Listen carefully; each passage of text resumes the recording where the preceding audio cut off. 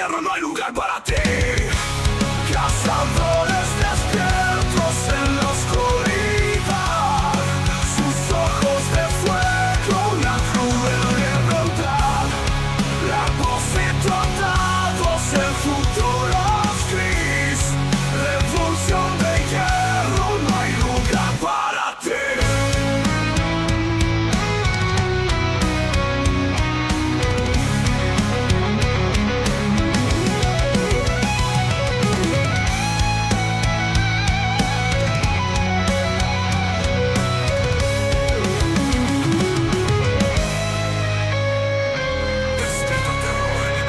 Se acerca un ejército frío, la muerte se acerca a la mente humana, un eco distante, las máquinas ríen, el cielo es constante.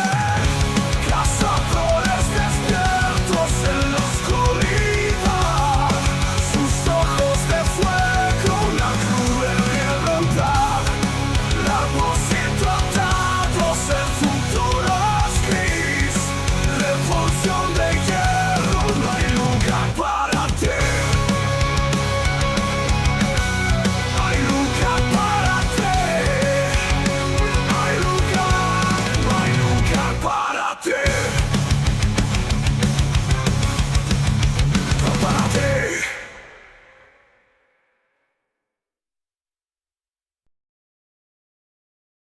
Tú me dices que tú tienes la solución, tú tienes la solución para Haití. Bueno, la solución para muchos haitianos pudiese ser que les permitan vivir y trabajar en la República Dominicana. No, de ninguna manera, no, pero de ninguna manera. Mírame, oye, ok, entonces ya va.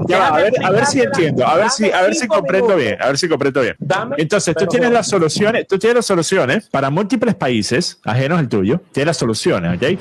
Sin embargo, esas soluciones parten de la premisa de que tú no vas a tener que ver nada con ellos y que nada por ello, y de que tú no quieres que a ti se te moleste de ninguna forma por esas soluciones. Si la solución parte por la premisa de, bueno, quizás ahora nosotros tenemos un país aquí bonito, ¿verdad? Bien establecido, vamos a dejar que vengan los haitianos y trabajen aquí y vivan aquí. Ay, no, eso no, claro que no. Yo tengo la solución, pero es para ellos allá, ellos que se queden allá. Te digo cuál la solución de Haití. Mira, Haití tiene una solución, que lo primero es que yo pensaba antes que una revolución con un líder revolucionario interno podía dar resultados, pero ya yo entendí que no hay capacidad cognitiva cerebral en Haití, no hay intelectualidad, no la hay para eso.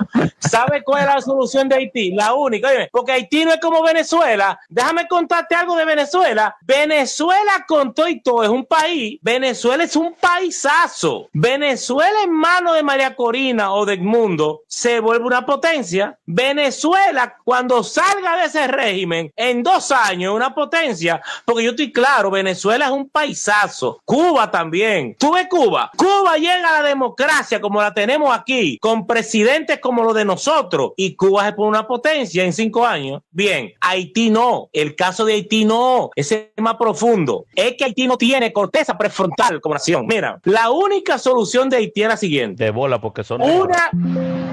Óyeme, sí, eso es, mira, tiene que ver, vea. La única solución para Haití, que no es un país, Venezuela es un país, Cuba es un país, Nicaragua, Haití no es un país. Señores, yo di charla de eso. Haití es un territorio con gente solamente. Haití es un está sonando como cierto líder muy amigo de Donald Trump, Benjamin Netanyahu. Bueno, es un hombre, bueno, del país de Dios, porque tú veas, mírame. Oye bien, la única solución para Haití Agua Viva, y no me robe la idea, si lo va a decir en tu programa, dame el mérito. Óyeme, Agua Viva, si algún día tú lo dices, por lo menos, dame el mérito a mí. La única solución para Haití es una intervención total, absoluta, sea de la ONU o de un conglomerado de potencia, o que le permitan a Estados Unidos una invasión total, donde se diga lo Continental, nuevamente, la única solución, mira, Continental, la única solución que tú das para problemas geopolíticos es que Estados Unidos invada el país. Pero entonces, Continental, yo te pregunto, si eso es cierto, entonces ¿por qué Medio Oriente no es el mundo de Alicia en el País de las Maravillas?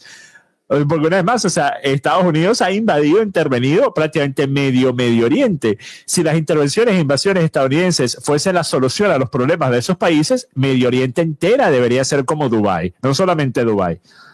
Mira, el contexto, yo te retaría un debate, pero porque cada caso es diferente, cada caso. Porque acuérdate de Japón, que Japón, Estados Unidos lo derrotó, pero Estados Unidos lo levantó. Japón nunca tuvo ocupación militar estadounidense continental. Japón estuvo bajo el acuerdo. Japón estuvo bajo continental. Continental. Eso es como decir que Estados Unidos tiene control militar del Reino Unido. Eso es como decir que Estados Unidos tiene control militar de cualquiera de los países en los que tiene una base militar. Totalmente ridículo. Con el tema de Japón es la guerra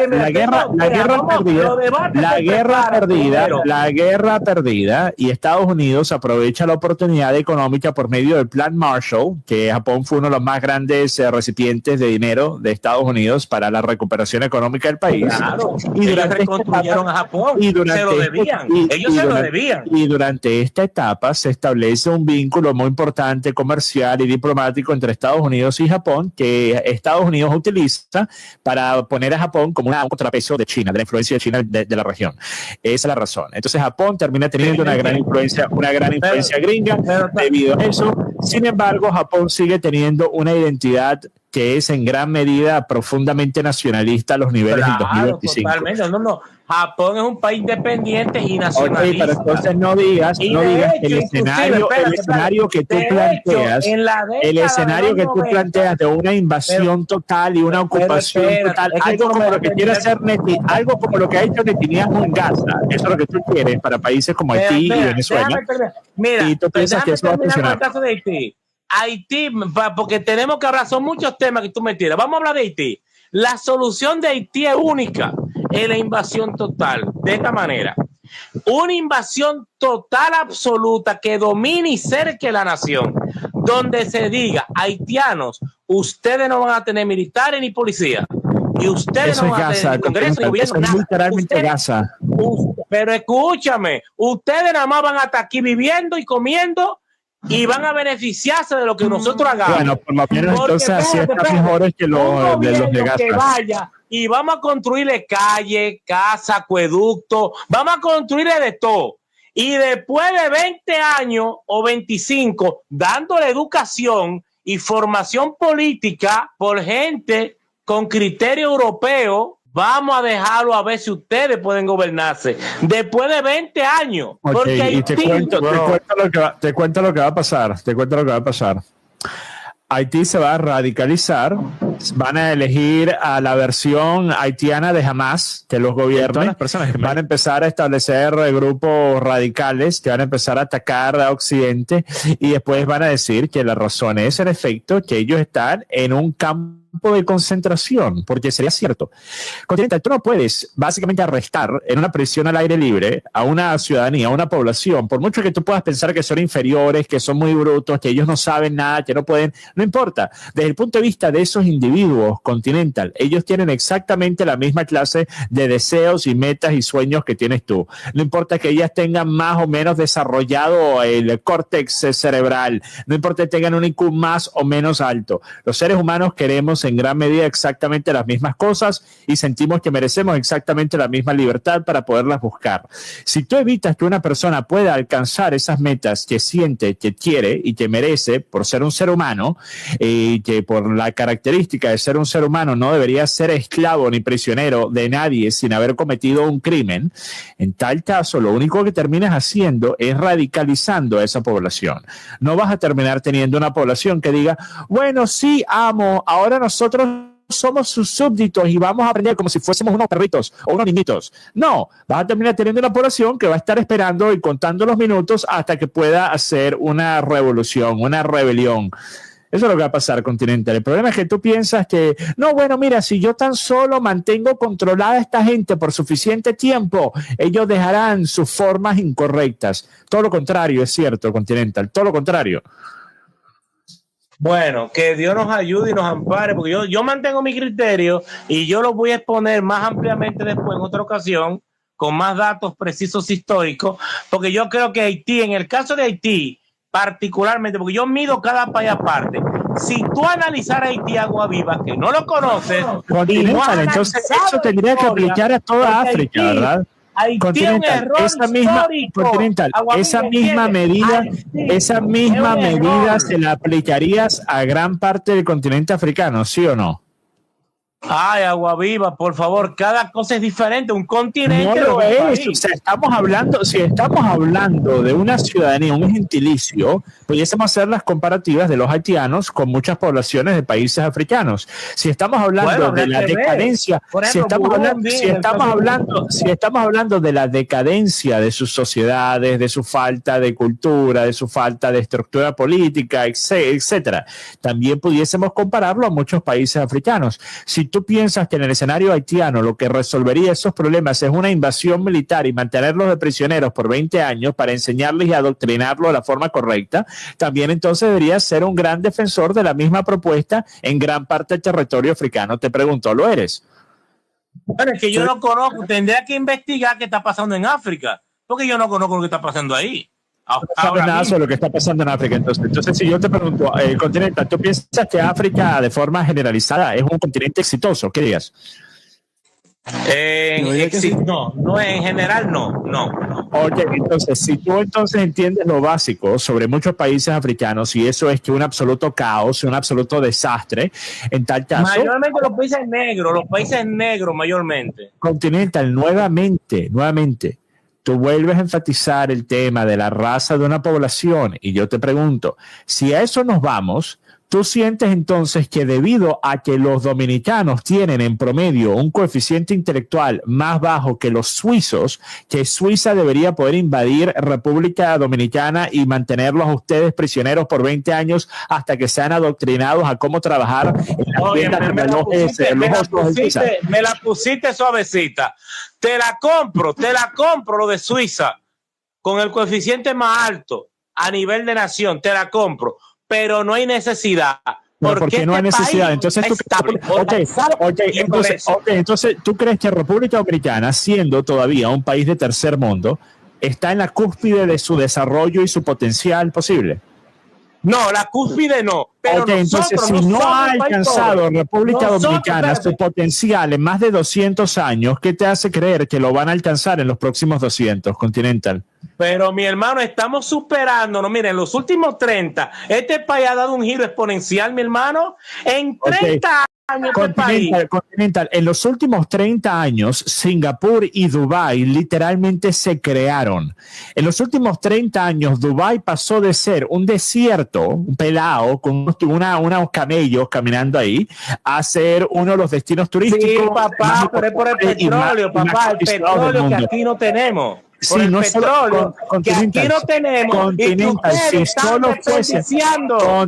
si solo fuese por los recursos continentales, si solo fuese por recursos naturales, muchos países de Medio Oriente como Kuwait, mira Kuwait es un supermercado al aire libre. Kuwait es un absoluto basurero. Kuwait tiene toda la plata del mundo y no han hecho nada con esa plata. Mira a Libia, mira a Siria, mira a muchos países africanos en recursos naturales, no petróleo, pero todo tipo de recursos, diamantes, minerales, joyas, todo tipo de cosas, bauxita, oro, todo tipo de cosas.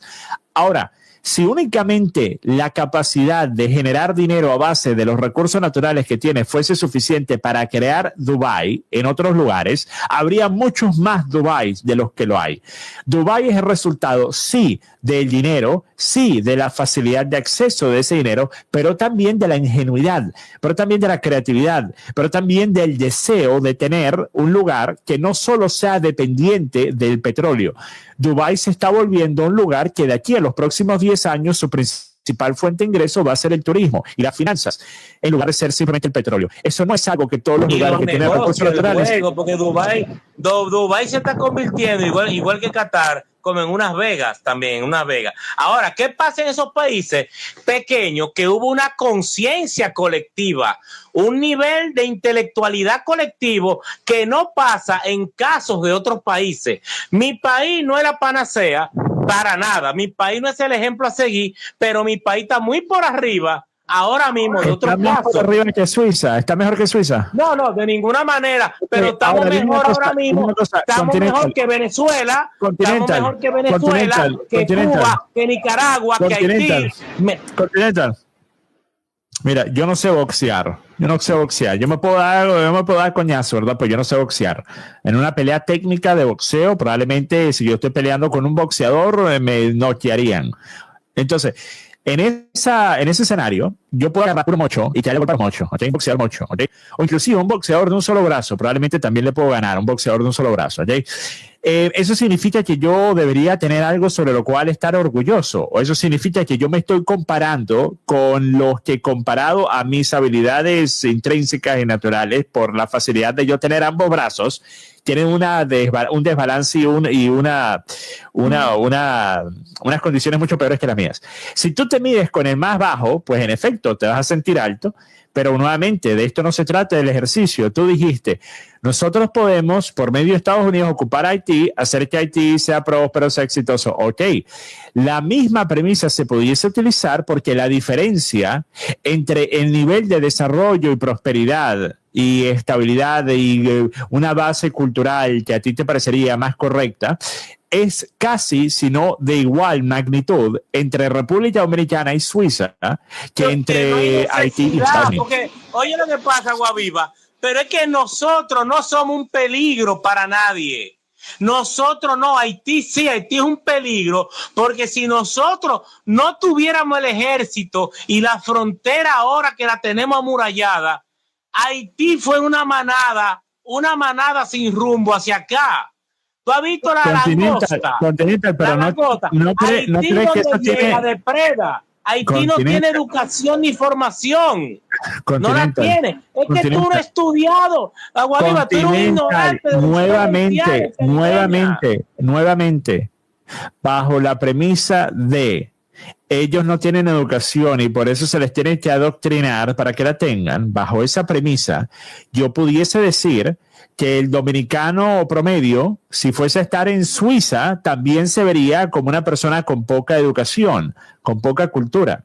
Bajo esa premisa, entonces, yo diría, por mucho que tú digas, porque no lo necesitamos, no se trata de necesitar o no, se trata de que tú estás supuestamente buscando las soluciones a los problemas de múltiples países. Bueno, entonces, si tú quieres que República Dominicana alcance su verdadero potencial y sea la mejor versión de República Dominicana posible, y su gentilicio también, deberías también estar de acuerdo con que un país ampliamente superior, de muchas de las formas que tú describes a Estados Unidos es superior a Haití, pueda invadirlos a ustedes y mantener una ocupación militar y un campo de adoctrinamiento por 20 años con ustedes. Si no estás de acuerdo con eso, queda expuesto nuevamente que tú lo que crees es que hay reglas para otros, pero no para ti. Yo puedo decir lo que quiera con tal de que no me salpique a mí. Y eso es una postura muy cómoda y muy fácil, sin embargo, no es una postura correcta. Bueno, te vuelvo a repetir, ya sería circular, pero te vuelvo a repetir, Agua Viva, los contextos son diferentes. Tú estás insistiendo en eso, pero es que no es lo mismo. Nosotros no estamos en desorden, nosotros no estamos en caos, nosotros no somos un peligro para otro país. Suiza, Continental, comparado así, a Suiza sí lo están. Comparado a Suiza, República Dominicana, los dominicanos no están en Suiza, sí es caos, sí es tercermundismo. Pero los dominicanos no estamos entrando a Suiza a arruinar las calles, ni a dormir en las aceras, ni a estar pidiendo allá. Estamos aquí tranquilos. Continental, ya va. Aquí hay dos cosas totalmente distintas. Una es que tú digas, haitianos que van a otros países son un problema. Otra cosa es que tú digas, se tiene que ocupar Haití y se tiene que hacer que los haitianos que Haití no es un país. Dime quién gobierna Haití. Haití lo gobierna una pandilla. ¿Tú no entiendes? Continental, escúchame. Siempre van a ver, y una más, aquí es donde te metes inclusive en un peor escenario cuando no quisiste responder sobre si también estarías dispuesto a pedir una invasión y una ocupación de 20 años en la mayoría de los países africanos. Te metes en un peor escenario con la respuesta que acabas de dar. Te explico por qué. Si tú dices que el problema ahora no es solamente que Haití tiene problemas dentro de su territorio nacional y eso es lo que quieres resolver, sino que tú dices que el problema más grave de Haití es que los haitianos son un peligro para otros países países, porque esos haitianos van a otros países y cometen crímenes y se aprovechan y se comen los gatos y los pollos y los perros y los patos. Si eso es lo que estás diciendo, Continental, nuevamente bajo esa premisa, todos los países que tienen ciudadanos que van a países occidentales y algunos de ellos cometen crímenes, y esto sería prácticamente el 90% de los países de Medio Oriente y el 90% de los países africanos, deberían también estar expuestos a esa misma, entre comillas, solución que tú propones para Haití, porque esos países también dan como resultado crisis de migración, de refugiados, de inmigrantes económicos, de personas que quieren dejar su país y que buscan nuevos horizontes en Occidente y que después o cometen crímenes o llevan sus valores culturales contrarios a los de Occidente o empiezan a establecer sus propias comunidades y buscan meter a sus políticos en el poder, etcétera, etcétera. Entonces, o aplica para todos o no aplica o no debería aplicar para ninguno. No, sigue con la falacia de asociación. Y oye lo que te voy a decir ahora. Yo estoy dando soluciones, por lo menos, aunque sean polémicas. Ahora, tú no tienes ninguna solución. El mundo, hermano tuya, estamos perdidos porque tú por lo menos no me dices una alternativa y yo sí tengo alternativas. Si yo manejara un país, yo tengo alternativas, por lo menos disuasivas, pero tú no tienes ninguna. Tu alternativa es que todo fluya normal y que nos tomamos unos a los otros. No, Continental, te explico, mira. Si tú tienes una relación, digamos que tus vecinos están casados, tienen hijos, y tus vecinos pelean frecuentemente. Pelean y se gritan y tal, frecuentemente están en un drama, ¿ok? Y tú dices, coño, mira, esos muchachos están creciendo en un hogar escuchando a sus padres pelear todos los días. Alguien debe hacer algo al respecto. Y por cierto, muy importante, gritando. No estoy diciendo que lo están pegando a los hijos, no. Estoy diciendo que entre el padre y la madre se gritan a cada rato y se pelean a cada rato. Y los hijos simplemente tienen que escucharlo, tienen que verlo. Que obviamente es algo terrible, algo que padres no deberían hacer. Pero eso es lo que está ocurriendo, ¿ok? Y tú dices, bueno, alguien debería hacer algo al respecto. Y tú llamas a las autoridades competentes para el resguardo de los menores de edad. Y como resultado, el Estado se lleva a los hijos.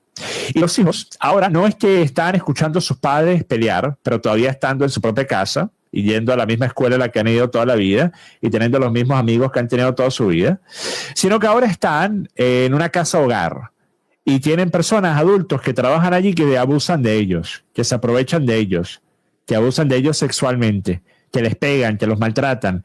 Y no tienen ninguna familia a su alrededor, y no están yendo a la misma escuela, y no tienen sus amistades, y no tienen una casa propia. Están compartiendo un cuarto con 5 niños. En tal caso, yo te preguntaría, ¿tu intento de tratar de resolver los problemas de otros dio como resultado algo positivo o algo negativo en ese escenario, Continental? Wow, me la pusiste suave otra vez. Déjame aclararte algo. Lo primero es que tú me estás diciendo un daño en el sistema de corrección de la violencia doméstica. No de corrección. Ellos no cometieron ningún crimen. Ellos no cometieron ningún crimen. Estar en una casa hogar, porque el Estado se los quitó a los padres. Hay un problema doméstico. La policía, la institución, aquí es Conani, por ejemplo.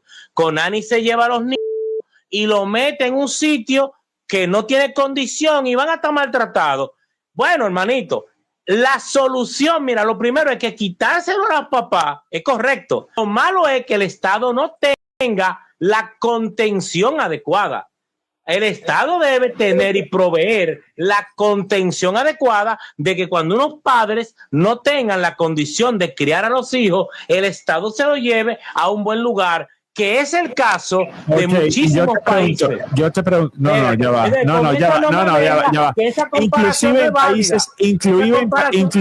Inclusive en países supuestamente desarrollados como el Reino Unido, los casos de niños que cuando están en manos del Estado, los organismos del Estado, son tremendos, abundan. Pero no es porque esa idea es mala. Continental, escucha. Cualquier persona que se haya criado en un hogar en el que sus padres constantemente estaban peleando y gritando y todo tipo de dramas interminables, te podrá decir que mientras que eso no sea que te estaban cayendo a golpes a ti, era simplemente que tus padres estaban peleando cada rato, pero no te estaban abusando a ti, ¿ok? Tú simplemente tenías que lidiar con escuchar a tus padres en un drama interminable todo el tiempo. La persona promedio que se haya criado en ese entorno probablemente te dirá que si le dieses la opción de haber estado en ese entorno y todavía haberse podido criar con sus padres y en su propio hogar, o estar rodeado de extraños en manos del Estado, optarían por la opción de quedarse en casa con todo lo malo. Sí, Esto es lo que tú no entiendes, Continental, escucha, esto es lo que tú no entiendes. Tú piensas que una nación y su gentilicio, su ciudadanía, tiene que querer lo que tú crees que deberían querer. Por ejemplo, si tú ves un país en Medio Oriente que tiene una ley sharia o que tiene leyes con valores islámicos súper estrictos, tú piensas o pudieses pensar, no, bueno, esa gente probablemente quiere la democracia estadounidense. Esa gente probablemente quiere OnlyFans y que las mujeres estén caminando por las calles medio desnudas. Esa gente probablemente quiere los valores de Estados Unidos, ¿ok?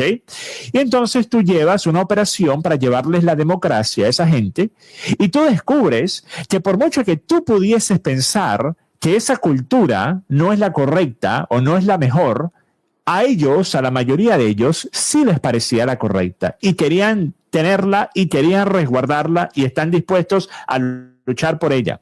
De la misma forma, y esto me parece muy irónico, tú me dices, yo acá no estaría de acuerdo con que Suiza nos invada porque nosotros no lo necesitamos, porque a nosotros ya nos va bien. Pero nuevamente, escucha lo que te dije antes. El suizo promedio que vea cómo viven los dominicanos en promedio en República Dominicana diría, coño, bueno, eso es tercer mundo. Podrá ser muy bonito, podrá tener todas las playas que quieran, pero eso es tercermundismo. Eso es una cultura baja, eso es una gente así de baja clase. Pero tú pensarías, no, la forma en la que estamos viviendo es buena, tenemos una buena vida, un buen país y no necesitamos que venga nadie a invadirnos para decirnos cómo deberíamos vivir o cómo nos deberíamos comportar. Con esto, ¿qué te quiero decir? Cuando tú tratas de, entre comillas, solucionar los problemas de otros por medio de imponerles lo que tú piensas que ellos deberían querer, 9 de 10 veces el resultado va a ser empeorar los problemas que tenía ese escenario que tú trataste de resolver. Por eso es que yo soy gran defensor del nacionalismo, no solo nacional, del nacionalismo moral también. El nacionalismo moral significa que yo no busco imponerle a otras personas nada y yo tampoco quiero que nadie me imponga nada a mí. Por eso yo estoy en contra de la agenda LGBT. No porque a mí me interese lo que la gente haga en su privacidad o a quién se quién deje que lo con cuántos al mismo tiempo. Me pudiese importar menos. Me da asco, me parece repulsivo, me parece perverso, me parece degenerado, pero no me interesa. Que hagan lo que quieran. Ahora, cuando una persona trata de imponerme a mí que cada aplicación de mi teléfono un mes al año va a cambiar a la bandera del arco iris, que yo no puedo entrar a un supermercado sin ver propaganda LGBT, que yo no puedo hacer absolutamente nada sin tener que comerme y calarme la propaganda LGBT, allí es donde yo me molesto. Y allí es donde yo hablo en contra. Entonces, el nacionalismo moral, así como el nacionalismo político, es igual, es vive y deja vivir. Hasta la medida que algo no me afecta a mí, no me molesta a mí, no vaya en contra de lo que me importa. Las personas hagan lo que quieran, porque Continental, tú puedes tratar y puedes pasar el resto de tu vida tratando de imponerles a alguien los valores correctos y las ideas correctas. Y sabes lo que van a hacer, Continental, van a hacer exactamente lo que quieren hacer, sin importar lo que tú o yo o nadie diga. Yo estoy muy de acuerdo contigo y soy tu hermano y estoy muy de acuerdo contigo y por eso te sigo. Pero, repito, tú has dado un aporte general, global. Yo puntualizo, cada país es distinto. Por ejemplo, yo te aseguro que en el caso haitiano, que es el caso que yo he estudiado, porque nos afecta a nosotros como nación, a nosotros nos afecta, a nosotros que nos molestan. Yo he analizado y lo he estudiado ya peritáceamente. Haití solamente tiene solución con una invasión. Y yo te apuesto que hasta ellos mismos lo agradecerían. Y en el caso de Venezuela, y en el caso de Venezuela, yo te apuesto que si Estados Unidos o Rusia o Brasil invadieran a Venezuela y quitaran a Maduro y trajeran al mundo, yo te apuesto que Venezuela sale a celebrar. Te lo apuesto que sí. ¿Y sabes qué te ha puesto yo, Continental?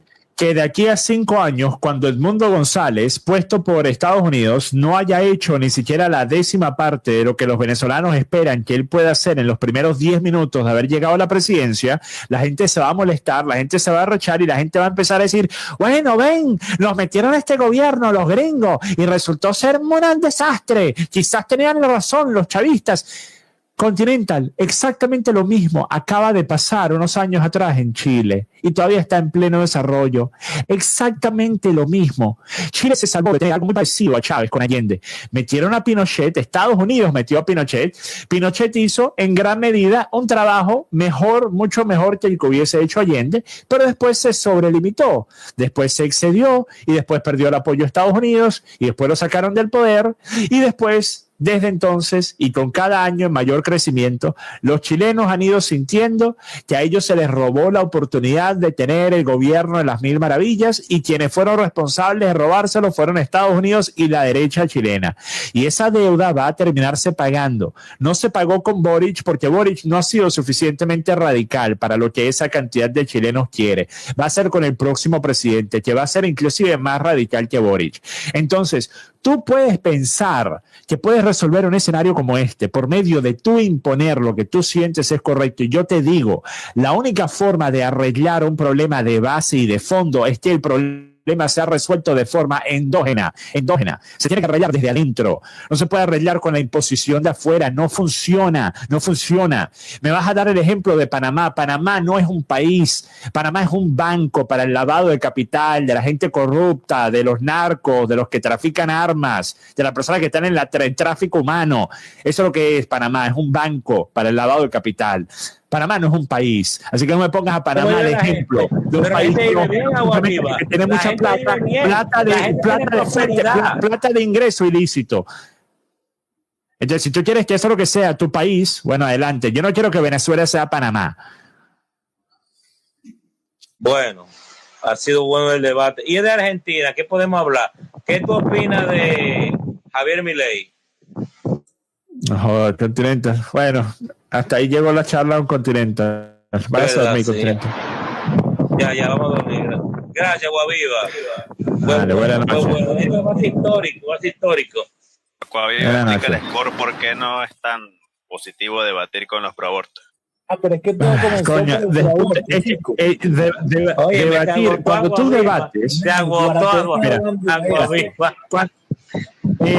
mira, cuando tú debates, aceptas a priori que la premisa de la contraparte es por lo menos lo suficientemente válida para meritar y justificar una discusión. O sea, para meritar y justificar que tú escuches lo que esa persona tiene que decir, porque esa es la base de un debate. Entonces, yo me niego a aceptar que la premisa de el decir que el aborto está bien es válida. De la misma forma que me niego a aceptar que la premisa de decir que la pedofilia está bien es válida. Por eso yo no debatiría con un pedófilo y yo tampoco me interesa ya debatir con abortistas, porque la premisa yo la niego. La premisa de que se puede llegar a justificar la pedofilia, que se puede llegar a justificar el aborto, la niego. Entonces, por eso es que no pienso que sea buena idea debatir sobre el aborto. Así es la vida, pero a veces hay que tener contención. Yo creo en la contención a veces. Por ejemplo, mira el caso de El Salvador. Continental, ya va, pero es que nunca me dijiste cuál era tu solución para Cuba. Dame la solución para Cuba rapidito. No, Cuba, que no tocamos el tema de Cuba. Cuba, lo fácil de Cuba. La solución de Cuba es quitar el gobierno, sea con una guerrilla revolucionaria. Lo que pasa, Guaviva, es que ya... Otra vez más, la solución es una invasión. Pero Guaviva, así está fácil, van a ser analista político. Así está simple de ser analista político. La solución a todos los problemas es invadir, que Estados Unidos invada aquí, que mira, la pizzería que me gusta dejó de hacer pizzas tan buenas como antes. ¿Cuál es la solución? Pues que Estados Unidos vaya e invada esa pizzería, que la expropie y que ellos se pongan a hacer pizza por 20 años hasta que le enseñen al pizzero a hacerla bien. Oye, déjame hablar de Cuba, por favor. Bueno, tuve que mutear al Continente porque se pone intenso. ¿Vale? No, pero es que porque coño Estados Unidos siempre tiene que ser la invasión y la solución de todo. Bueno, porque Estados Unidos es el país más importante del mundo. No, verga, no, eso no has visto. Es el país más importante del mundo, coño, pero verga, los estadounidenses deben estar más de que coño, otra guerra, no, bueno, recorte. Pana, miren, la gente todavía está en la era de los imperios, ese es el problema. Siguen en la era de los imperios y piensan que no pueden invadir, no pueden poner. Desapareció el problema. Coño, ¿qué pasa con estos bichos del Tren de Aragua, con los narcos, con los guerrilleros? ¿Tú crees que si tú quitas a Maduro no va a haber esas cúpulas de poder, no solo la junta militar que tú estás mencionando, sino todas esas facciones que se mantienen entre comillas unidas y estables mediante la figura de Maduro? Si se quita Maduro, ¡pup!, entonces va a haber un peo de caos y de problemas de poder por puros guerrilleros. Por eso Continental dijo que no, después de haber sacado el régimen chavista, tienen que ocupar Venezuela por lo menos 5 años, porque bueno, él entiende que una vez más, si tú sacas un gobierno o un régimen, un dictador, quien sea, pero después no estás allí para evitar que la persona de la que vas a poner le den matar, pues en efecto eso es lo que va a ocurrir. Entonces tienes que mantener a esa gente allí ocupando el territorio para resguardar a la persona a la que tú pusiste de títere en el poder.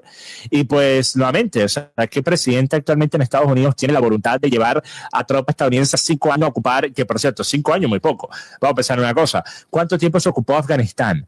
¿Y cuál fue el resultado? 5 minutos después de haber dejado las tropas, o sea, ni siquiera 5 minutos, estaban literalmente agarrándose las ruedas del avión cuando estaba despegando porque no querían quedar ahí con los talibanes. Entonces, una vez más, esto es una idea tan simplista, es la idea que le vendió la clase política estadounidense a inicios de los 2000 a sus ciudadanos, de que nosotros podemos enviar tropas a todo el mundo y podemos resolver sus problemas y podemos llevarles la democracia y nos van a recibir con abrazos. Recuerda cómo el secretario de Estado de George Bush en el 2002 dijo que cuando Estados Unidos fuese a llegar a Irak iban a ser recibidos con flores y con abrazos. Bueno, y que por cierto, hasta cierto punto, en algunos lugares en Irak, en efecto, estaban recibiendo a los estadounidenses de forma muy grata, porque sí, había muchísima gente que eran grandes detractores, grandes enemigos de Saddam Hussein, y de la misma forma los recibirían a los militares estadounidenses en Venezuela, y de la misma forma estoy seguro muchos cubanos recibirían a los militares estadounidenses en Cuba. Una cosa es lo que pueda pensar una cantidad considerable, inclusive la mayoría de la ciudadanía, el momento en el que están siendo liberados de su problema. Otra cosa lo que venga después, ese problemita. O sea, rápidamente esos aplausos y esas sonrisas se pueden desvanecer. Esto fue exactamente lo que le pasó a la persona que le puso la soga al cuello a la estatua de Saddam Hussein y la tumbó. Él años más tarde salió en una entrevista para la BBC y dijo que él estaba muy molesto con Saddam Hussein porque Saddam Hussein le había matado 7 familiares en los años anteriores a su caída y que por eso él lo odiaba y lo quería fuera, pero que después lo que pasó es que donde antes estaba un Saddam Hussein, ahora habían 20. Entonces, nuevamente, una cosa es, entre comillas, resolver el problema cuando tú sacas al dictador. Otra cosa es arreglarlo poniendo a la persona que va a liderar el país. Ese es el gran problema que hasta ahora Estados Unidos no logra descifrar, no logra resolver. En Panamá fue un error. En Panamá fue por accidente. El resultado de Panamá fue porque las condiciones anteriores no eran de caos político. Las condiciones anteriores eran un grupito, una pandillita, una mafia. Fue resuelto rápidamente por Estados Unidos y Estados Unidos rápidamente volvió a Panamá una máquina lavadora para el blanqueo de capital. Entonces, debido a eso, tenían sus intereses económicos resguardados y no hubo ninguna voluntad de ninguna facción militar, ninguna facción armada de siquiera tratar de sacar al gobierno títere de Estados Unidos del poder. Venezuela es un escenario totalmente diferente. Yo a veces me pregunto, ¿cómo Carrizo no terminamos de cerrarnos como Norcorea o Cuba, en dado caso? No termino de entender cómo es que no nos cerramos completamente. ¿O por qué no ha pasado? Bueno, Cuba no está igual que Corea del Norte. Corea del Norte es un escenario particular que, bueno, irónicamente sería más fácil para Cuba hacerlo y durante muchos años lo hicieron, impedir la salida, hasta que se volvió inviable y se volvió contraproducente. Por eso yo siempre he hablado con cubanos y les pregunto, pero es que no entiendo la cosa de que, o sea, no se te deja ir a menos que tengas una razón, pero una vez que estás afuera no se te deja volver si te fuiste. O sea, es una cosa muy extraña lo de Cuba, realmente muy extraño, y yo creo que se debe a la paranoia que sigue teniendo el régimen castrista, el régimen actual, ¿verdad?, que sigue con el mismo tipo de modelo castrista, la paranoia de que si un cubano se fue a Estados Unidos bajo una mentira, o si se fue a Estados Unidos y se quedó más tiempo lo que tenía permitido quedarse en Estados Unidos, no por Estados Unidos, sino por el tiempo permitido de parte del gobierno cubano, el régimen cubano, que después va a volver a Cuba y va a ser un agente encubierto de la CIA, va a ser un agente estadounidense ahora. El Estados Unidos lo agarró y lo convirtió. Entonces creo que esa paranoia es lo que hace que existe esa regla, porque si no, no tiene sentido. Entonces ellos te dicen, no te vayas, o no te vayas más de lo que nosotros decimos, pero después si lo hiciste, básicamente te impiden que puedas volver a Cuba. Nosotros asumiríamos con lo contrario, debería ser cierto. Si te fuiste y no deberías haberlo hecho, que dejen que vuelvan y bueno, te metan preso, pero no los quieren allí tampoco porque piensan que es un problema potencial estar metiendo a gente estadounidense al territorio. En Corea del Norte, bueno, Corea del Norte es un caso de estudio. Corea del Norte es una cosa realmente, no sé, Ale, miren, Corea del Norte para mí es una incógnita. Yo tantas veces que he buscado información, documentales, entrevistas, es una incógnita. A mí realmente me encantaría saber. El hecho de que no nos han cerrado como les hubiese gustado, así un régimen todo totalitarista. Yo digo, coño, puede ser que no esté en su mejor interés porque tú sabes cómo coño van a trapichar, yo qué sé.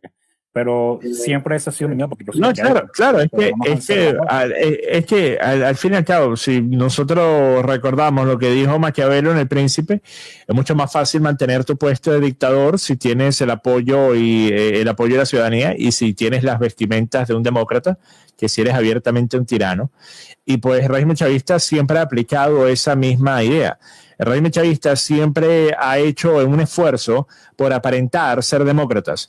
Inclusive, y yo sé, cada vez que he dicho esto ha sido controversial y cada vez que yo he dicho esto la gente tergiversa lo que digo y piensa que yo estoy diciendo que el que haya matado a 150 personas en las protestas del 2014 es poca cosa.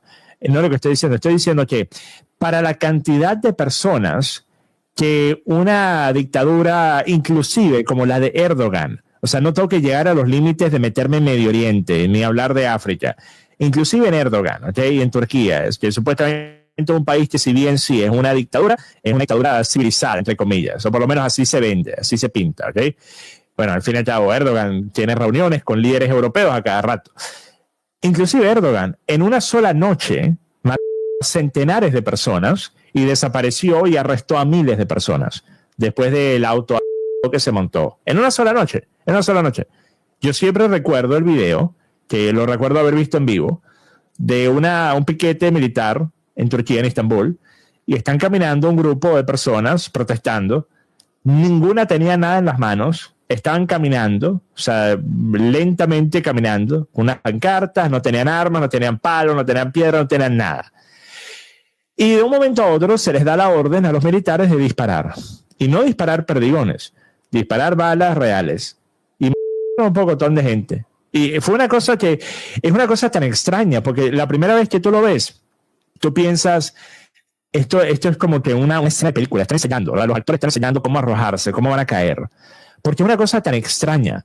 No, realmente la razón por la que he mencionado este momento tantas veces es porque pocas imágenes de cosas que ocurren en situaciones de guerra o de caos o de desorden civil se me han quedado más marcadas que esa, porque es tan extraño.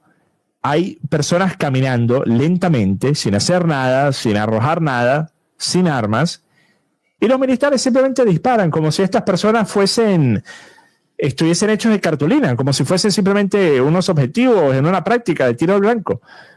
Realmente una cosa nefasta. Y en ningún momento el régimen chavista hizo algo como eso.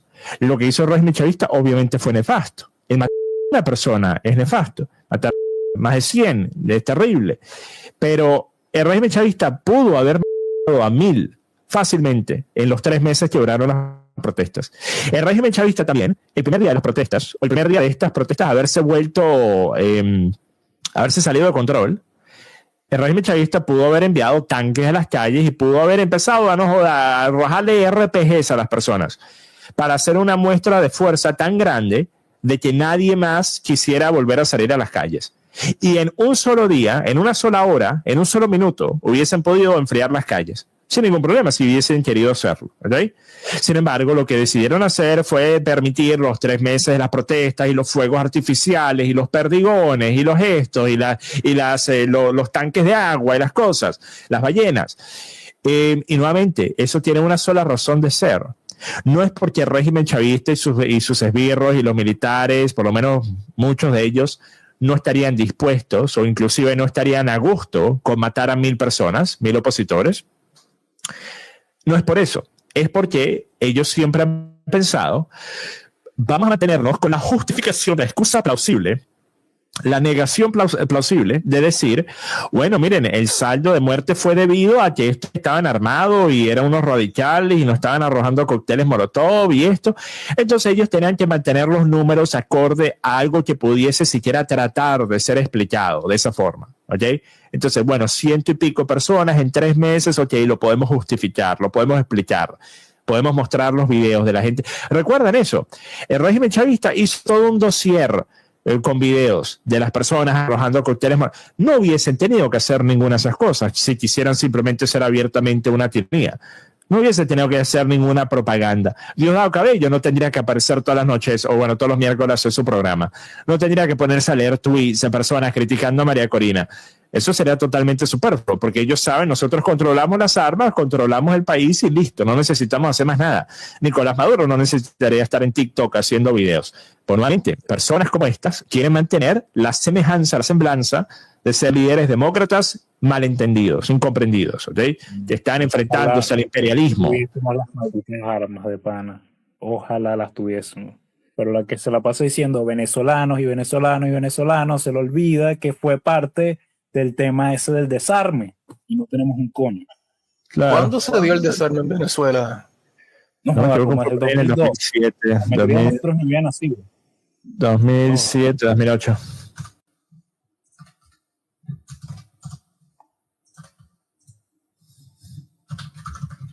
Interesantísimo. No se preocupen, María Corina Machado está ahí, está a punto de llegar. Les van a instalar el mundo. Honestamente, lo que a mí más me preocupa es que por lo menos mi entorno familiar, de amistades y de trabajo todavía siguen creyendo en esas vainas. O sea, yo me quedo, miren, calladito de la boca, porque yo a veces sí dependo por mi trabajo de las opiniones, de lo que sea, y para no meterme mucho en rollo, no hablo de política. Aquí es donde me puedo expresar libremente, pero si digo algo, no, bueno, soy chavista, soy lo peor que, ajá, pero tú qué propones, no sé qué, marico, parecen 26 años y sigue con el mismo diálogo de, pero tú qué propones, pero ella hace algo y tú no, es fácil criticar, no sé qué, nada, huevo, nada. Pero generalmente esas son opiniones de personas que te dicen eso porque no van a hacer algo. Ellos no quieren hacer algo. Como cuando John acabó de decir de Gatekeeper a Continental. Esa es la misma actitud. Y bueno, esa misma actitud de usar las mismas excusas sin importar cuántas veces se te refuta, lo estamos viendo también actualmente en el escenario de Gaza. Benjamin Netanyahu sale a decir todos los días, no hay ninguna hambruna en Gaza, ellos tienen más que suficiente comida, ellos tienen comida en exceso, ellos están gordos, panzones más bien, porque cuando llegas hasta ese nivel, ya no te importa tratar de ganarte de nuevos creyentes, te importa simplemente mantener a los que ya tienes. Entonces, cuando tú dices ese tipo de cosas, ya no le estás hablando a un nuevo público, estás hablándole a los que ya tienes y tratando de evitar que dejen de apoyarte. Porque de no ser ese el caso, Netanyahu se inventaría una nueva excusa, una nueva justificación que fuese más plausible. El seguir diciendo algo que es objetiva y verificablemente y comprobablemente falso, te deja expuesto a ser visto como un mentiroso, y por eso es que la gran mayoría de personas actualmente ve a Netanyahu como un mentiroso descarado, pero nuevamente a Netanyahu no le importa porque él no le está hablando a esa gente. Él está hablando a la gente que quiere creer que en efecto todo lo que está pasando en Gaza es totalmente justo y totalmente correcto y que Israel son el ejército más moral del mundo y la historia de la humanidad. Pero por cierto, me pareció curioso que me preguntan ayer si había hambruna en Gaza, porque le dicen que Netanyahu había dicho que no había ninguna, y él dijo, bueno, no creo que eso sea cierto, porque hemos visto las imágenes. Entonces, miren, este rollo, ¿verdad? Este rollo. A mí me encantaría pensar, y bueno, hasta cierto punto estoy seguro que esto es lo que está pasando. Donald Trump probablemente sabe que tratar de ir en contra del aliado más importante de Estados Unidos, tratar de ir en contra de, por ejemplo, cualquier figura de gran renombre, un expresidente, etcétera, o inclusive tratar de ir en contra de su propia inteligencia, por medio de él publicar la lista de Epstein o información con respecto al tema de Epstein, por medio de él decir, miren, Israel no es un aliado, Israel nos lleva espiando décadas, Israel se robó su armamento nuclear la tecnología la misma y el uranio enriquecido se los robó de Estados Unidos. Israel no es ningún aliado. Israel nos mete a cada rato en sus problemas, Israel a cada rato miente, a cada rato nos roba propiedad intelectual y se lo vende a nuestros enemigos, como la propiedad intelectual que le vendieron para las armas Israel a China, que se la robaron de Estados Unidos. Pero si él hace eso, pues en efecto, él estaría destruyendo todo el sistema y pues debido a que el sistema, así como la Matrix, no puede permitir ser destruido, primero lo destruirían a él. Y no por medio de montarle una nueva acusación, no, simplemente le aplicarían la doctrina JFK. Yo creo que eso es lo que hace que Donald Trump piense, no, bueno, voy a tratar de no hacer tanto para simplemente ser uno más del montón, pero al mismo tiempo no ir realmente contracorriente. Y por eso, como me encantaría un día despertar y ver a Donald Trump, y no sé si esto ocurra quizás antes del final de su presidencia. O sea, imaginen eso.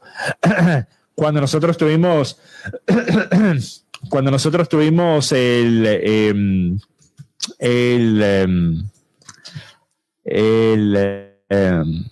me fue la idea por completo.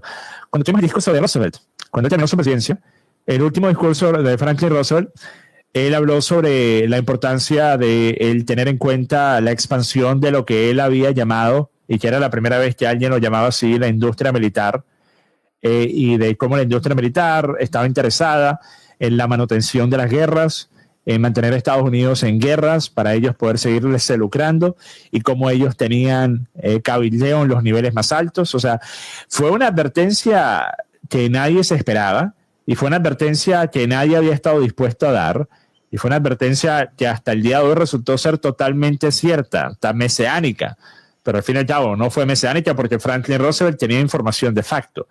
Él era presidente, él había visto lo que estaba ocurriendo y él le dijo a los estadounidenses y les advirtió. ¿Y qué pasó? Pues que el discurso prácticamente nadie lo vio, sino hasta décadas más tarde.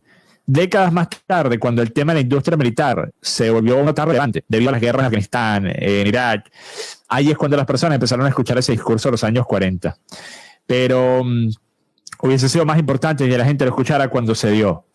A mí me gustaría pensar que antes del final de la presidencia de Donald Trump, Trump diga, bueno, se hizo el trabajo, hice lo que tenía que hacer, ahora tengo 83 años, o sea, arriesgarme a que me pase algo permanente actualmente no es lo mismo que decir, bueno, tengo 40 años, toda mi vida por delante.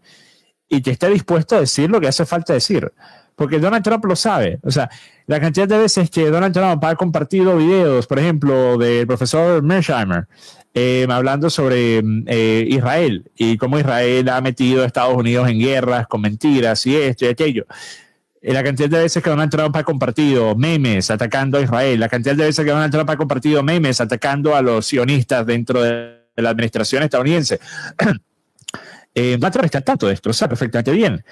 Y los momentos en los que, por ejemplo, Donald Trump estaba molesto porque Israel había seguido atacando a Irán después de que Donald Trump había anunciado el alto al fuego, y él dijo, esta gente no sabe qué está haciendo, they don't know what the fuck they're doing. Y ese era Donald Trump, de lo más molesto que se ha visto a Donald Trump estar. Donald Trump no es una persona de ponerse a gritar y tal. Entonces, desde el punto de vista de los niveles de molestia, de enojo pública que muestra Donald Trump, ese momento donde él está diciendo, después de que Israel había violado el alto el fuego, que estos países tienen tanto tiempo de guerra que no saben qué la madre están haciendo, y dijo que Israel había hecho algo muy malo y terrible. Eso es Donald Trump. O sea, eso es lo mismo que si yo me pusiera a gritar y a pegarle al escritorio, ¿ok? Desde el punto de vista de los niveles de enojo público, ese es el mismo tipo de reacción que yo tendría si yo le estoy dando golpe al escritorio mientras estoy gritando, ¿ok? Entonces, no sé, o sea, capaz peco de optimista, pero me gustaría ver eso en algún momento antes que la presidencia termine, porque eso fue lo que siempre quise ver, por encima de cualquier otra cosa. Siempre quise ver que Donald Trump dijera lo que se tenía que decir sobre todas las personas, sobre todos los grupos y sobre todos los gobiernos extranjeros que han estado metiendo las manos, que han estado haciendo cosas que no deberían y que lo han estado haciendo bajo el resguardo de que ambos partidos políticos en Estados Unidos están comprometidos a, por encima de cualquier otra cosa, a proteger los secretos de Washington, a proteger los secretos del poder del país.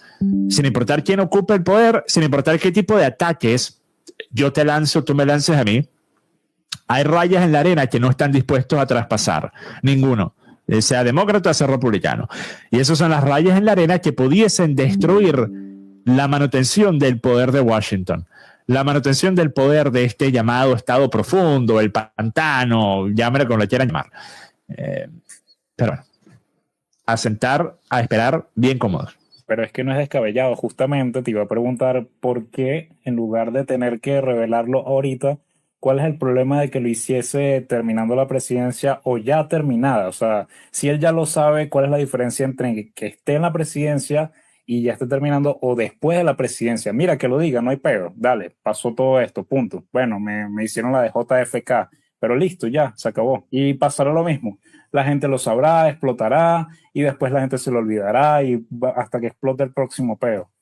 Bueno, hasta cierto punto. Y por cierto, fe de rata, tienes razón. Tienes razón. No sé cómo se llama, porque el perfil del nombre está en japonés. Queda.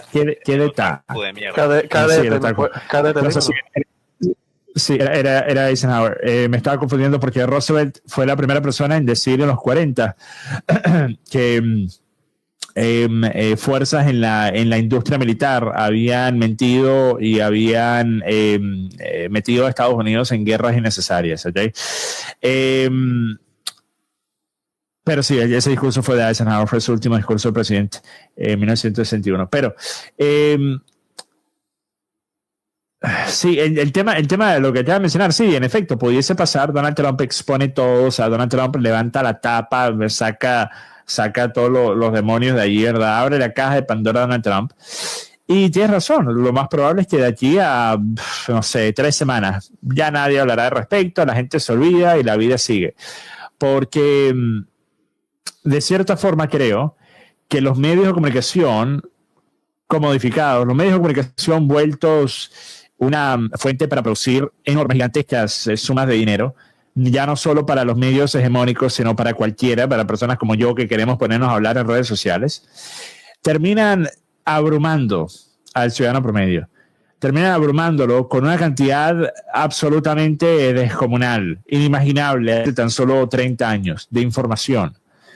O sea, yo soy lo suficientemente viejo para recordar cuando existía la época en la que si tú querías estar informado de lo que estaba pasando, tenías 3 alternativas.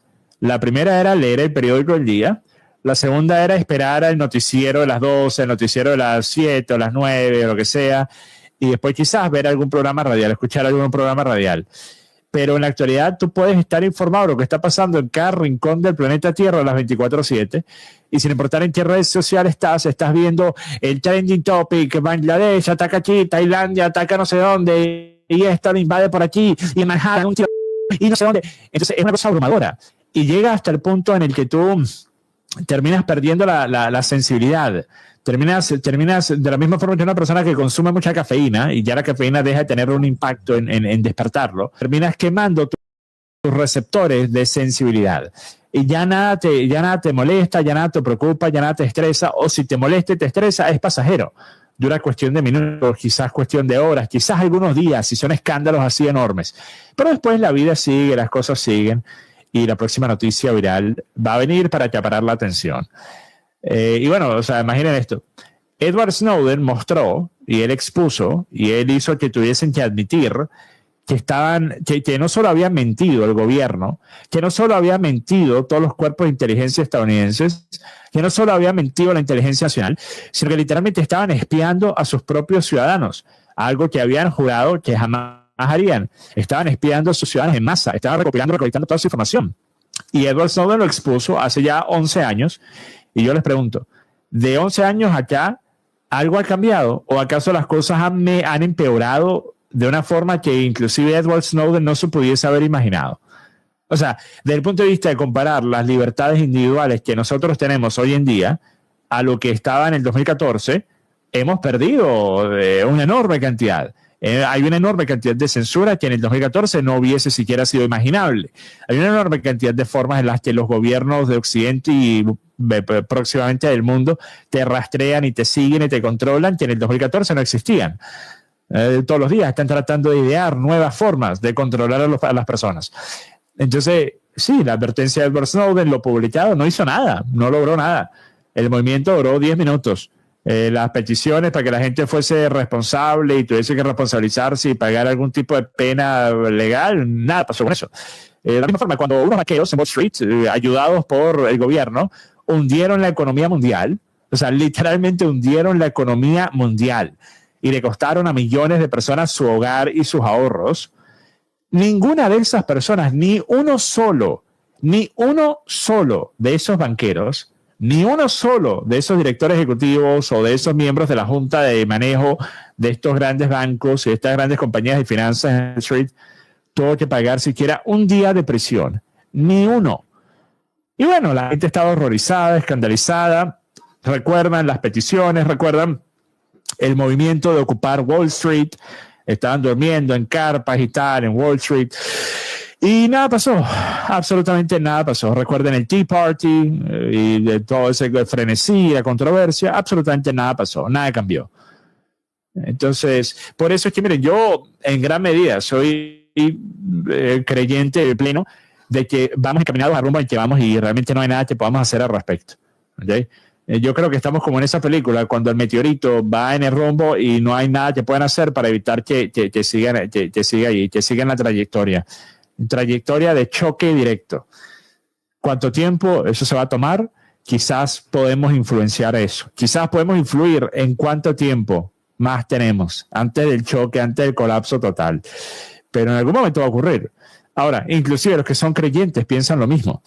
Y esto hace que sea hasta más extraño el que muchos de esos creyentes sean tan grandes defensores de la cosa, la batalla cultural, de no sé qué, pero al mismo tiempo, dentro de su fe religiosa, ellos también creen que vamos rumbo al fin de los días, al fin de los tiempos. Pero entonces que asumen que va a ser después de que ellos ya se hayan muerto. No sé. Yo personalmente pienso que en el futuro cercano vamos a empezar a ver cosas que ahora no podemos siquiera imaginar. Vamos a empezar a ver marchas y protestas caóticas, multitudinarias, de millones y millones de personas en las calles, porque resulta que de una semana a otra, 5 millones de personas se quedaron sin empleo. Porque resulta que de un mes a otro 10 millones de personas perdieron su empleo y ya no pueden volver a obtener uno, porque todos los trabajos lo están haciendo inteligencia artificial. Y hay gente que hasta el día de hoy me dice, Coaviva, estás equivocado, ya vas a ver, tú eres como las personas que cuando se inventó la máquina de escribir, tú decías, ay no, pues le van a quitar los trabajos a los que hacen caligrafía. Pero no, o sea, esto es algo totalmente diferente, totalmente diferente.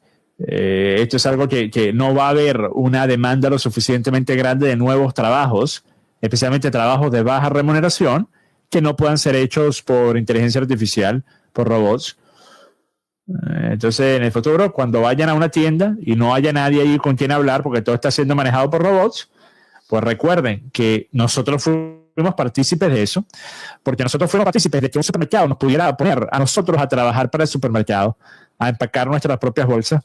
Yo recuerdo cuando en Venezuela habían, y en muchos países todavía lo sabe, obviamente, pero cuando en Venezuela habían los empacadores de bolsa, ¿verdad? Que siguen estando allí en Venezuela, ¿verdad? Pero esos empacadores de bolsa existían también en Inglaterra. Cuando yo llegué a Inglaterra, habían personas a las que les empleaban para empacar las bolsas en los supermercados. Y de un momento a otro, nos pusieron a nosotros, a los clientes, a trabajar en los supermercados. Y nosotros tenemos que escanear nuestros productos y tenemos que empacar nuestras bolsas. Y no solo eso, si quieres el privilegio de comprar una bolsa, de tener una bolsa, necesitas pagar por la bolsa plástica, ¿ok? Y la gente se quejó y la gente dijo, no, pero ¿y qué pasó? Absolutamente nada, nos acostumbramos y lo hicimos. Cuando dijeron, no, ya no pueden pagar en efectivo por la pandemia, lo aceptamos. Cuando la pandemia terminó y aún así la imposición de que ya no puedes pagar en efectivo continuó, lo aceptamos y seguimos pagando tarjetas, seguimos pagando contactless. Entonces, nuevamente, cada paso de esto, cada paso del que nosotros nos fuésemos como humanidad, nos fuésemos encerrando en una jaula cada vez más pequeña, fue un paso que nosotros como humanidad y como humanos aceptamos, permitimos y validamos. Por mucho que criticamos, por mucho que dijimos, ay no, pero ¿cómo es posible? Pero no hicimos nada realmente al respecto. Nada. Sí, porque cada vez que hay un choque, estalla un escándalo, no termina de llegar a nada porque comienzas viéndolo lejano. Ah, pero eso todavía no me afecta a mí, eso todavía no. Ah, pero en el momento en el que le cuesta a uno el bolsillo, se meten en el trabajo de uno, ahí sí explota un choque, una protesta toda violenta, radical, pero no llega a nada. No llega a nada y entonces otra vez lo mismo, sumisión, sumisión y sumisión. Y yo pienso que para el futuro ahí estás errado, porque no va a haber protesta de ningún tipo. Yo honestamente pienso que vamos a tener un futuro completamente orwelliano, donde la gente ni siquiera vaya a salir a la puerta de la casa, pero se esté quejando de que se le esté metiendo gente a la casa. Así de triste. Sí, mira, y el tema, o sea, tan solo recordar eso, ¿verdad? La vaina de que nos pusieron a nosotros a pagar las bolsas en los supermercados, pero no es que bajaron los precios. O sea, esta es la cosa. Si tú me dices, mira, ya no vamos a contratar a tantos empleados, pero vamos a reducir los precios para que ustedes paguen menos por los productos. Yo probablemente diría, bueno, mira, pero ¿cuál va a ser el impacto social de esto? O sea, yo voy a terminar teniendo una comunidad donde mis vecinos van a perder sus trabajos y sus casas se las va a llevar el banco y van a estar desocupadas y después mi casa va a perder precio porque van a haber casas abandonadas en mi comunidad. O van a haber más alcohólicos o van a haber más personas cometiendo crímenes por desesperación porque perdieron sus trabajos.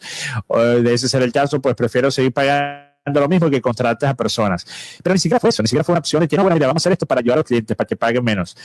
Vamos a remover los empleados, vamos a hacer que las cosas sean menos convenientes, vamos a hacer que ustedes tengan que hacer el trabajo por el cual nosotros literalmente hasta hace unos años pagábamos a otras personas por hacer. O sea, tan solo piensen en esto.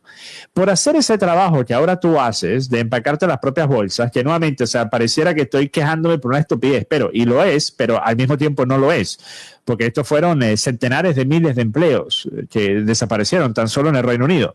Personas que eran empacadores de bolsas. Entonces los ANCAP salen y se ríen diciendo, no muchachos, pero toda esa plata que la estamos mandando es para los CEOs, no sé qué más, es para invertir en más puestos de trabajo, para invertir en más posibilidades, más comodidades. Mentira. ¿Cuáles comodidades? Por eso es que yo también me cago de la risa cuando escucho un ANCAP hablando de que no, el anarcocapitalismo, no sé qué más, esa plata no importa. Y son los tremendos pelabolas, los primeros que defienden eso. Exacto. Y una más, o sea, así tantas otras vainas, personas que justifican cosas que van en contra de su propio mejor interés. Y una vez que les afecta, ya es muy tarde, no se puede hacer nada al respecto, ya los cambios se han hecho. Por ejemplo, el cambio al efectivo. Bueno, acá en Inglaterra estamos a poco de que se estrene la identificación digital que todas las personas van a necesitar tener. El año que viene se van a hacer unos cambios masivos en la forma de calcular los impuestos. Se llama Making Tax Digital o haciendo los impuestos digitales. A partir de abril del año que viene, tú vas a tener que, en lugar de hacer un retorno fiscal anual, que es típicamente lo que tú haces si eres un empleado o si trabajas por tu cuenta, tienes que hacer una declaración de impuestos por cada año fiscal, al final del año fiscal, o bueno, al final de la fecha límite del año fiscal, que acá en Inglaterra es el 31 de enero, tú haces tu declaración fiscal para el año anterior, de abril a abril. Resulta que a partir de abril del año que viene vas a tener que hacer 5 declaraciones fiscales anuales. 5. Cada trimestre vas a tener que hacer una declaración fiscal. Pero no solo eso. Todo lo que tiene que ver con tus ingresos y tus gastos y todo lo que tiene que ver con tus finanzas, lo vas a tener que publicar en tiempo real, a medida que vaya ocurriendo, en una plataforma manejada por el gobierno. Entonces van a haber plataformas digitales con softwares de contabilidad. Tú vas a tener que ir subiendo todos tus recibos, todos tus gastos, todos tus ingresos encima de hacer las declaraciones fiscales. Entonces, miren, si fuese un caso de que tú dices, mira, si tú subes todos tus gastos y todos tus ingresos, este software te va a dar cuánto es lo que debes y va a ser más fácil para ti porque ya no vas a tener que hacer una declaración aparte, ya no vas a tener que contratar un contador público si no quieres hacerlo, si tienes pocos ingresos, etcétera. Todo va a estar manejado por el software, pero no es eso. El software es simplemente para que se pueda revisar que las declaraciones que tú estás haciendo son acorde a lo que tú has estado publicando y mostrando en este software virtual. En otras palabras, el Estado quiere saber no solo cuánto dinero haces y cuánto gastas y acorde a eso cuánto impuesto tienes que pagar. El Estado quiere saber en qué gastas tu dinero y no solo el dinero que gastas para tu compañía. Quiere saber en qué gastas todo tu dinero. Si tú pagas $12 por una hamburguesa de McDonald's, tú vas a tener que ponerlo en ese reporte. No importa que tú no estés declarando esto como un gasto negocio. No importa que eso sea un gasto personal, se lo vas a tener que reportar al Estado. Entonces, una vez más, esto es una nueva forma en la que el gobierno controla y mantiene control absoluto sobre la vida de las personas y nadie está diciendo nada al respecto. Absolutamente nada. No me cuesta creerlo. Y yo me comencé a asustar cuando en un video comentaste que hasta por eBay o por ventas informales de equipos de segunda mano tenías que pagar impuestos allá en Inglaterra. Y yo, como el gobierno británico a partir del año pasado obligó a las plataformas PayPal, eBay, Amazon, cualquier Etsy, Facebook, cualquier plataforma de ventas en internet. El gobierno británico obligó a estas compañías a tener que enviar la información de cualquier vendedor que hubiese vendido en el año fiscal más de $500. Entonces, si tú vendiste más de $500 de cualquier vaina, o sea, tú vendiste tu ropa vieja, vendiste unos zapatos, vendiste un par de relojes, lo que sea, tienes que reportarlo, tienes que pagar impuestos por los ingresos. No solo que tienes que reportarlo, tienes que pagar impuestos. Entonces, entiendan esto. Yo pago impuesto de 20% de valor agregado cuando compro un producto en el Reino Unido.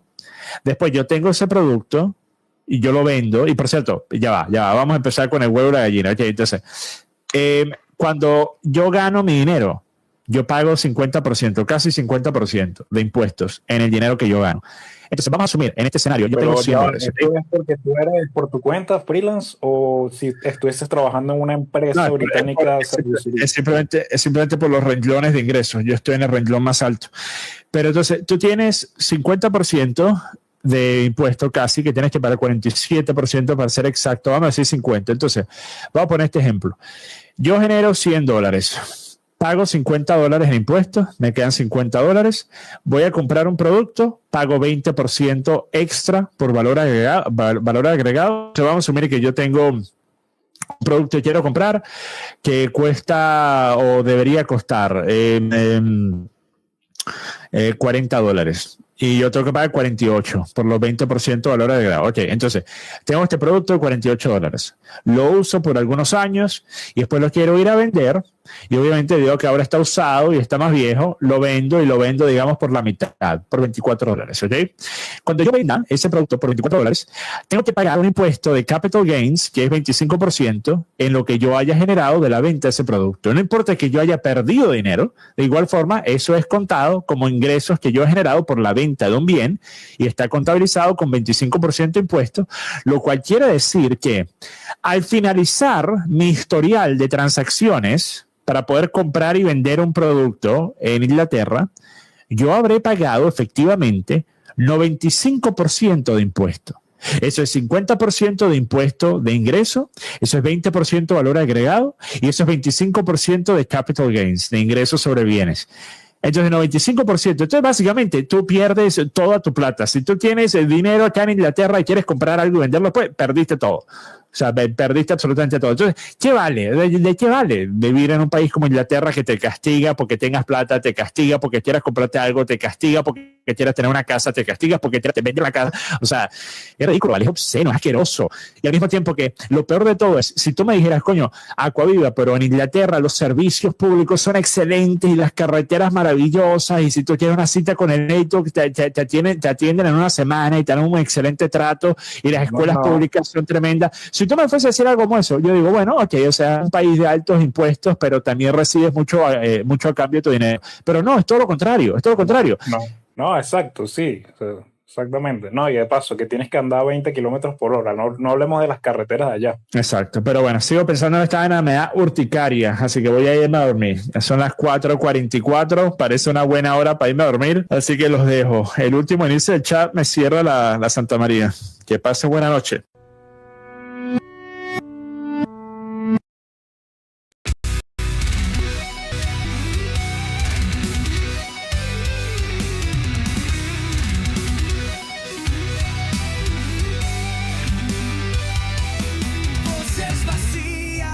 Sin sentido, pudriendo el aire, matando el oído, sembrando dudas, cegando la razón, marcha de ciegos sin dirección.